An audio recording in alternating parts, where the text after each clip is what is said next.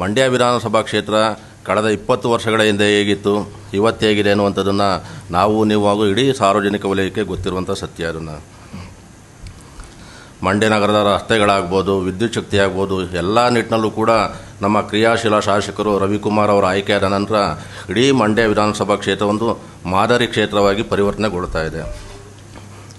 ಇಂಥ ಪರಿವರ್ತನೆಗೊಳ್ತಾ ಇರುವಂತಹ ಅಭಿವೃದ್ಧಿಯನ್ನು ಸಹಿಸಲಾಗದೇ ನಮ್ಮ ರಾಮಚಂದ್ರ ಅವರು ಇಲ್ಲ ಸಲ್ಲದ ಆರೋಪಗಳನ್ನ ಮಾಡುವ ಮೂಲಕ ನಮ್ಮ ಶಾಸಕರನ್ನು ಕಾಲೆಳೆಯುವಂಥ ಪ್ರಯತ್ನವನ್ನು ಮಾಡಿರುವಂಥದ್ದು ನಿಜಕ್ಕೂ ಕೂಡ ಶೋಭೆ ತರುವಂಥದ್ದಲ್ಲ.